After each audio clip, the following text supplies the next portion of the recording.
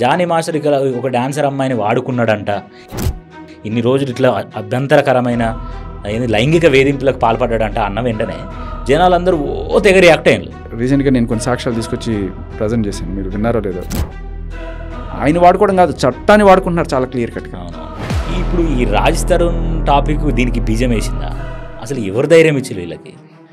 అర్ధనగ్నంగా డ్యాన్సులు చేసేవాళ్ళు, drugs abuse చేసేవాళ్ళు, దేనికైనా సిద్ధపడేవాళ్ళు, అవతల వాళ్ళ కెరీర్లు నాశనం చేసి అవతల వాళ్ళు కంప్లీట్ చేసేవాళ్ళు. కొన్ని సంవత్సరాల పాటుగా వాడుకొని ఆ వాడుకోవడం అనేది తీరిన తర్వాత వాళ్ళకి ఏదో నచ్చక మగాడిని వాడుకోవడం అనేది పక్కన పెట్టు, చట్టాలను ఎవరు వాడుకుంటున్నారు చుట్టాల్లాగా. అవును, ఈ వాడుకునే వాళ్ళలో నాకు సగటు అమ్మాయిని చూపించు నువ్వు.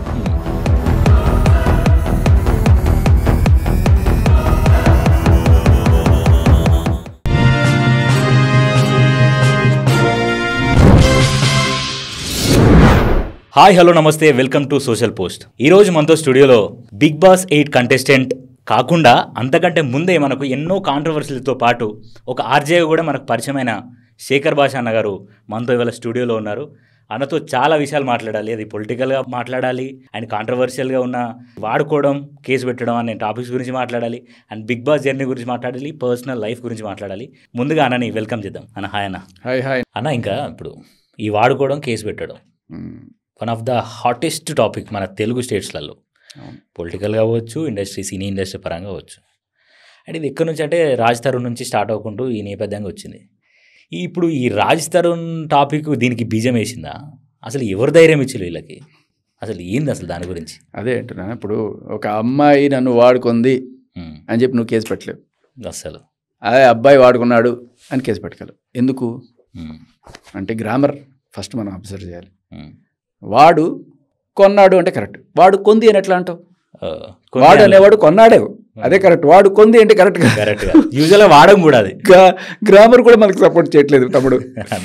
సో బేసికలీ సెక్షన్స్ ఉన్నాయి, సపోర్ట్ చేస్తున్నాయి కదా అని చెప్పి అదేదో సినిమాలో ఈశ్వరుడు నోరిచ్చాడు కదా అని ఇష్టం వచ్చినట్టు వాడకూడదు అన్నట్టుగా, చట్టం నీకు సెక్షన్లు కల్పించాయి కదా అని చెప్పి వాటిని నువ్వు మిస్యూజ్ చేస్తూ ఉంటే రేపు ఫ్యూచర్లో రాబోయే జనరేషన్కి అసలు అమ్మాయి కేసు పెడితే నిజంగా ఇప్పుడు ఇంత రియాక్షన్ వస్తున్నదే, ఇప్పుడు ఆలోచించడం మొదలు పెడతారు నిజమా కాదా అనే స్టేజ్కి మీరు తీసుకొస్తున్నారు. ఇట్లా అబ్యూజ్ చేస్తున్నారు.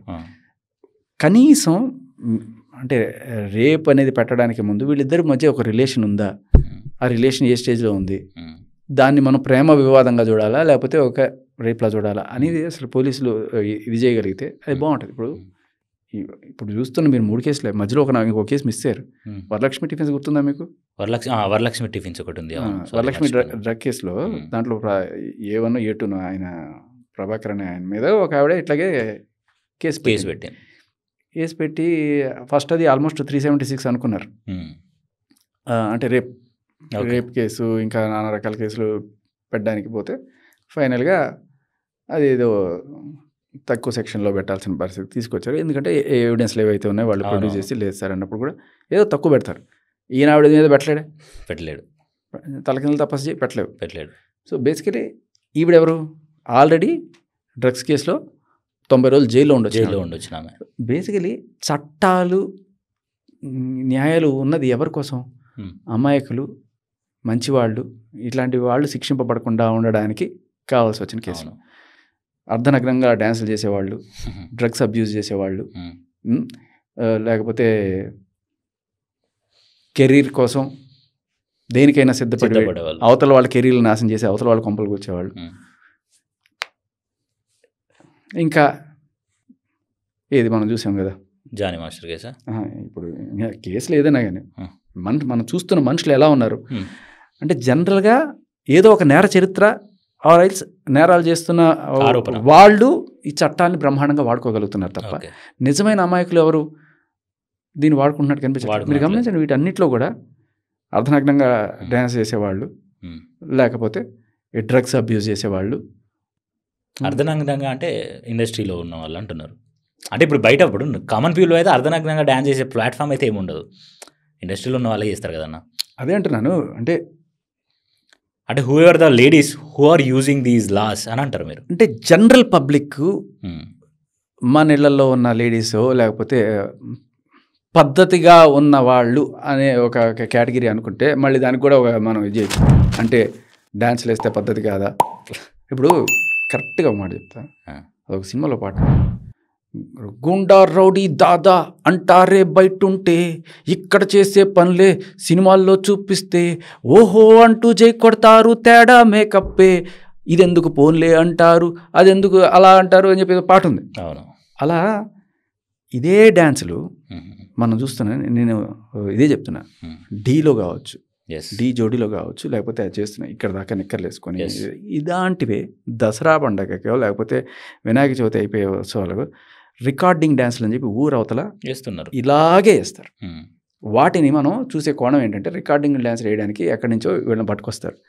మన ఇళ్లలో పెరిగిన వాళ్ళు అక్కడికి వెళ్ళి డ్యాన్స్ వేయడానికి అనుమతించాము. అమ్మ ఇళ్లలో పెరిగే వాళ్ళు ఎవరైనా సరే పొరపాటున ఇలాంటి డ్రెస్సులు వేసుకొని కనబడితే, ఏమిటే ఆ డ్రెస్సులు రికార్డింగ్ డ్యాన్స్లు వేసుకునే వాళ్ళలాగా అని చెప్పి తిట్టిన సందర్భాలు కూడా ఉంటాయి. ఓకే, సో అలాంటి డ్రెస్సులు వేసుకొని మనం పెద్ద తెర మీద పెట్టి లేకపోతే వెండి తెర పెట్టి చూపిస్తే హీరోయిన్లను సపోర్ట్లు కొడతాం, వాళ్ళకి ఫ్యాన్ ఫాలోయింగ్లు ఇవన్నీ కూడా. నేను వాళ్ళ ఫ్రీడమ్ని రెస్పెక్ట్ చేస్తున్నా. కానీ వాళ్ళు జనాల మీద రుద్దే కల్చర్, ఒక హీరో ఉన్నాడు సిగరెట్ తాగడం, మందు కొట్టడం, ఇలాంటివన్నీ చూపిస్తే ఆయన ఫ్యాన్స్ అలాగే తయారవుతారు. ఓకే, అలాగే ఒక నచ్చిన హీరోయిన్ ఎవరైనా ఉన్నారు, ఆవిడ ఇట్లాంటి డ్రెస్లు వేసుకుంటే, ఆ హీరోయిన్ వేసుకుంది కదా నువ్వు చూసి చప్పట్లు కొట్టావు కదా నేను వేసుకుంటా అని చెప్పి బయటికి పోతే జనాలు చూసే పద్ధతి వేరుగా ఉంటుంది. అలాగే డ్యాన్సులో కావచ్చు, అంటే ప్రతిదానికి ఒక ఫోరం ఉంటుంది. 18+ అనుకున్నప్పుడు 18+ వాళ్ళు చేసే డ్యాన్సులు వేరే ఉంటాయి. ఆ 18+ వాళ్ళు చూసే కంటెంట్కి సంబంధించిన అక్కడ వాళ్ళే చూడాలి. మన థియేటర్స్లో కూడా ఇప్పుడు అలౌ చేయట్లేదు కదా చిన్నపిల్లల్ని, ఆధార్ కార్డు. సో ఒక 18+ ఉన్న ఫోరంకి మరి 16 అనుకునే వాళ్ళని ఎలా తీసుకెళ్ళి అలాంటి జుగుప్సాకరమైన డ్యాన్సులు చేపిస్తాం? నాకు అది జుగుప్సాకరమే ఖచ్చితంగా. మీకు ఎలా అనిపిస్తుందో తెలియదు, చూసేవాళ్ళు హిహి అని చప్పట్లు కొట్టచ్చు. వాళ్ళు చేసే స్టెప్పులు ఇవన్నీ కూడా చాలా ఇన్అప్రాప్రియేట్ టచింగ్స్ కూడా అవుతుంటాయి అప్పుడప్పుడు.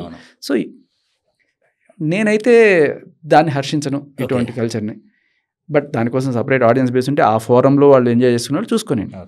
మీరు బేసిక్ లెవెల్ ఆఫ్ ఏంది రెస్ట్రిక్షన్ చెప్తున్నారన్న, కానీ అది దాటిపోయి కొన్ని సంవత్సరాల పాటుగా వాడుకొని ఆ వాడుకోవడం అనేది తీరిన తర్వాత వాళ్ళకి ఏదో నచ్చక మగాడిని వాడుకోవడం అనేది పక్కన పెట్టు, చట్టాలను ఎవరు వాడుకుంటున్నారు చుట్టాల్లాగా?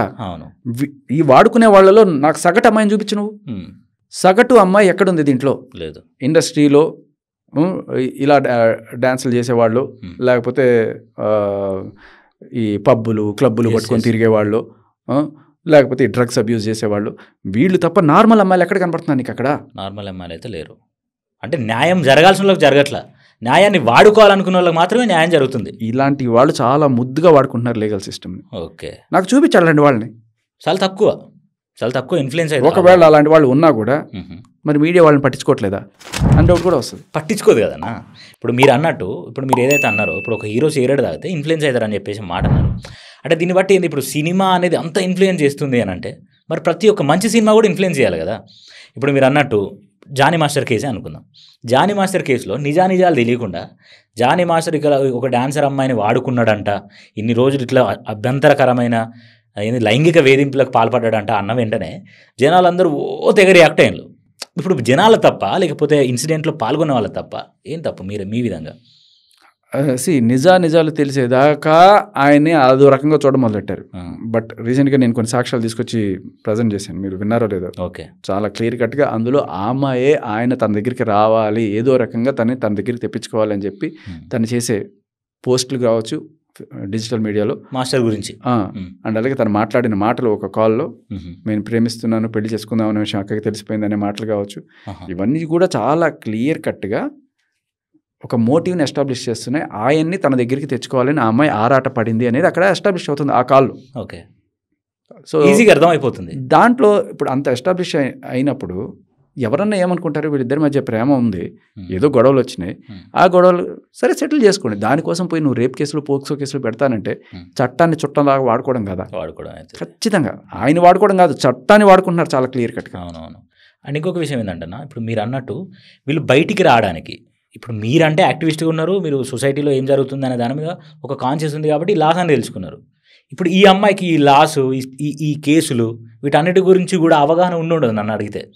అవును. మరి వీళ్ళని ఇన్ఫ్లుయెన్స్ చేసే వాళ్ళు ఎవరో ఒకరు ఉంటారు, ఖచ్చితంగా. అది పాలిటిక్స్ వాళ్ళైనా అవ్వచ్చు లేకపోతే ఇంకెవరైనా అవ్వచ్చు. అవును. మరి ఇట్లా ఇన్ఫ్లుయెన్స్ చేసే వాళ్ళు ఎవరై ఉంటారు మీకు తెలిసి? ఉంటారు, ఉన్నవాళ్ళు ఉన్నారు. అయితే వాళ్ళ పేర్లు చెప్పాలంటారా? You know that, Yeah. Don't give names, Yeah. Clue అనివ్వండి అట్లీస్ట్. క్లూలే అంటే ఇది ఎలా ఉండిందంటే నాకు అర్థమవుతున్నది, ఇద్దరు లవర్స్ ఉన్నారు, ఓకే, మధ్యలో ఏదో చిన్న మనస్పర్ధ ఏదో వచ్చింది, వచ్చి విడిపోదాం, బ్రేకప్ అనుకుంటారు. మనం చూస్తుంటాం కదా బ్రేకప్లు ప్యాచప్లు జరుగుతుంటాయి కదా. సో ఫస్ట్ బ్రేకప్లో ఏమైందంటే ఈయన జానీ మాస్టర్ దూరం అయ్యాడు, నాకు ఇంకా చాలు తోటి అని చెప్పి అనుకున్నాడు. లేదు నాకు నువ్వు కావాలి అని చెప్పి ఏదో రకంగా ఆయన సరే మొత్తానికి ఏదో వచ్చాడు అనుకుందాం. వచ్చిన తర్వాత కొన్నాళ్ళకి ఇప్పుడు ఈవిడ నాకు వద్దు ఈయన అనుకుని ఈవిడ దూరం పోతుంది. ఇప్పుడు ఈయన నాకు నువ్వు కావాలి అని చెప్పి వెళ్తున్నారు. సో అప్పుడు ఈవిడ కేసులు పెడుతుంది. ఇప్పుడు ఏంటంటే ఆయన నాకు వద్దు, ఈమె పెడుతుంది. ఇప్పుడు ఏంటంటే అబ్బాయి కావాలనుకుని ఒక అమ్మాయితో లవ్లో ఉండి సడన్గా ఆ అమ్మాయి హ్యాండ్ ఇస్తే మూసుకొని ఉండాలి తప్ప అబ్బాయి ఏమీ చేయలేడు, కేసులు కూడా పెట్టలేడు. అదే అమ్మాయి తలుచుకుంటే కేసులు పెట్టగలదు.